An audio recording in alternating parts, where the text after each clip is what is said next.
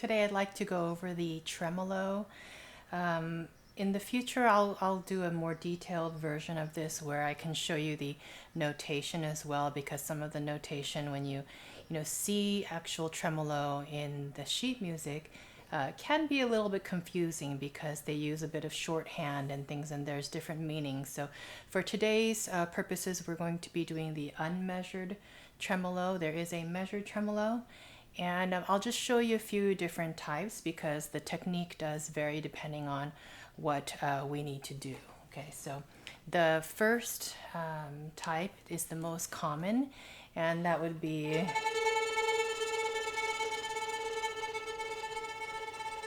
the soft one. Okay, so that would be, for like, especially in orchestra, these tremolos are very, very prevalent to create a shimmer effect. So we would play very, very softly. There's no pressure. It's always at the very, very, very tip, okay? And the arm is always extended like this. And what I'm doing is actually I'm kind of straightening and semi-locking up the arm. And when I'm shaking, there are like my wrist is pretty firm. A lot of the shaking, the impulse is really coming from, up here, the upper arm. It is a little bit tight here, so there are many parts of my arm that are kind of stiff, and then other parts that are just kind of shaking. Okay, so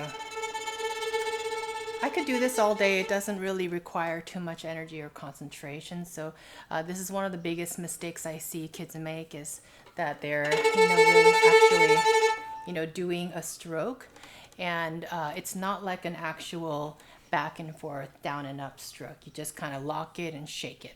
Okay, so that's the first one. Second one is when you have a forte tremolo, like so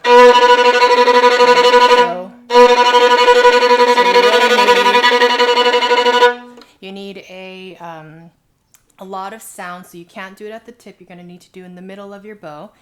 And so in that case, we have to use different arm muscles for that.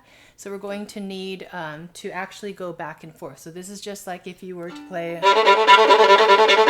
like a 16th note passage, you would go ahead and use the, if I show you on the E string, you're actually going to use the arm, like an open and close motion. But you just have to do it like really, really, really fast as you can. Okay. The third type is the Forte Piano, where you're going to really,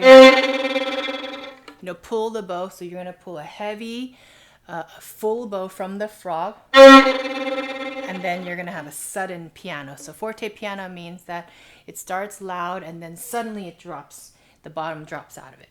Okay. So, and then sometimes after that, there's a crescendo. So then we have to do the crescendo, right? So, and then little by little, I'm going to move, so you can see, right? And then get louder. Okay, so that's how you do a crescendo. You're going to move from this tremolo where we're kind of locking it up, right? And then we're going to increase, and then we're going to gradually start to use our arm and then get to the middle of your bow.